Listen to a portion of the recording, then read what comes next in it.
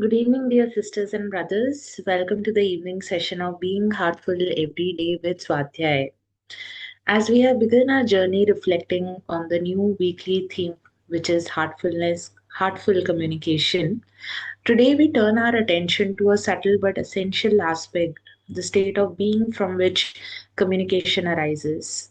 In heartfulness, communication is not shaped primarily by vocabulary or articulation, but by inner condition.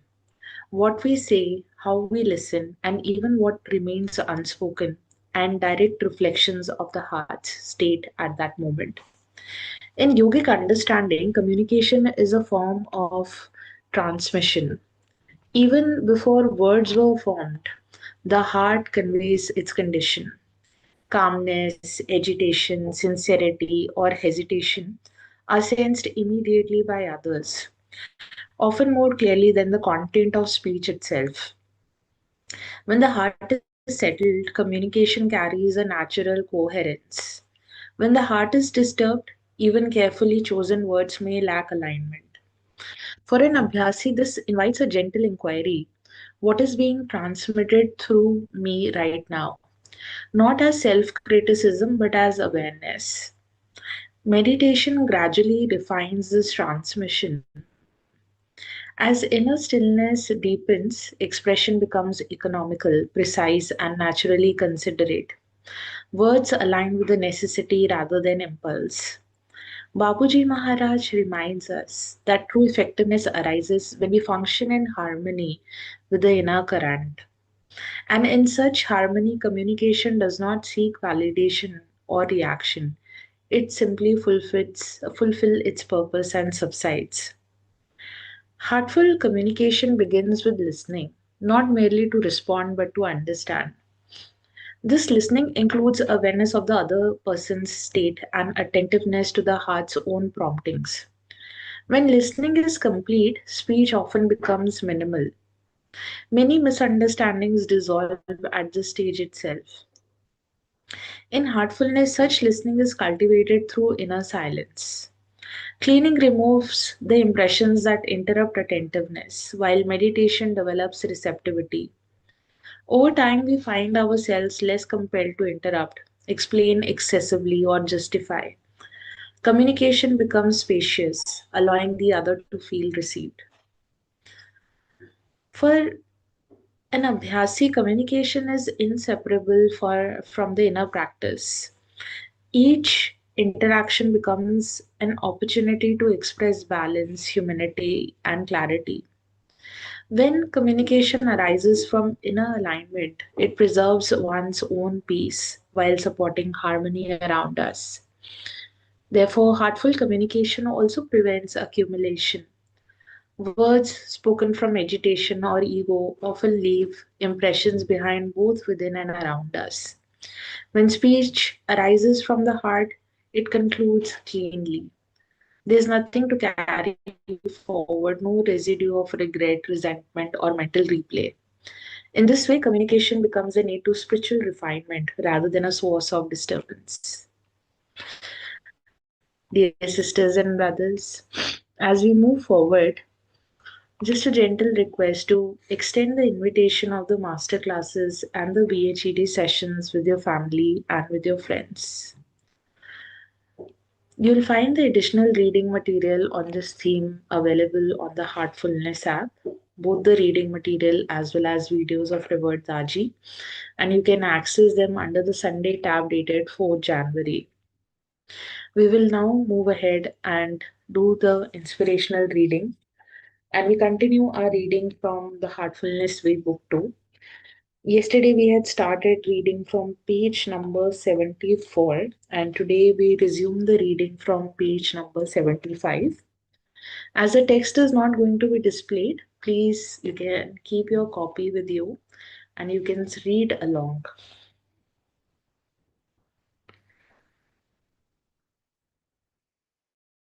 In the early 20th century, Lalaji gave us his principles of conversation. They completely changed my life. Those simple instructions, he showed me a way to transform my relationship with people. By nature, I can be fiery, and when I was younger, I sometimes hurt people. But thanks to these principles, I was able to change. I would like to read you a few lines from them. It is one of the best ways I have discovered to develop sympathy, empathy, and compassion. Here are a few excerpts. When the flow of conversation proceeds in conformity with reality, there develops a state of harmony between the two. Through that harmony, whatever is spoken goes on touching the hearts of others. In other words, a sort of relationship with the current of reality is established. When a relationship is created, effectiveness has to be there. If we copy it, only those words will flow during conversation that are intended and right. To achieve this, we first of all try to remove the rise and fall in the voice while speaking, which is called sharpness. This flow of speech will go on acquiring harmony with the current of reality to the extent that such a reduction is achieved progressively. By sharpness, I do not only imply anger. What I mean is that the flow of speech should not carry any kind of weight in it. An illustration of this is a current of still air. A person whose tongue is polite, civilized, and cultured has a large, pure, and noble heart, and thus has a wide sway over the minds of others. The pure heart, in communion with the base or the source, pours itself forth naturally with nobility, magnanimity, and love. Anger is a poison to spirituality. The system becomes heavy and tension is produced. There will continuous pressure on thought. This human frailty leads to loss of self-respect and individuality and results in unhappiness. This does not allow the free and subtle current to enter. In other words, it restrains the flow of divine grace. The technique of developing softness is to create extreme humility in temperament so that it is filled with such a sentiment of love as to have no inclination to cause any hurt to anyone's heart. And the words are also such as not to hurt anyone's heart in the least. Reflection. Daji pauses for a few minutes after he finishes reading so that we can absorb the meaning. Dear reader, you must have realized by now thus, that his words are just the tip of the iceberg.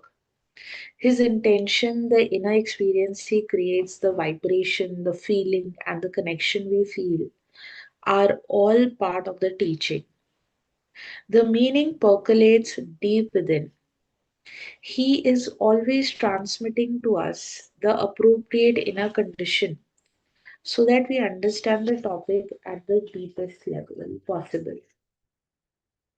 Dear sisters and brothers, we will take a pause from the reading and let us prepare ourselves to offer the universal prayer together by turning our attention inward.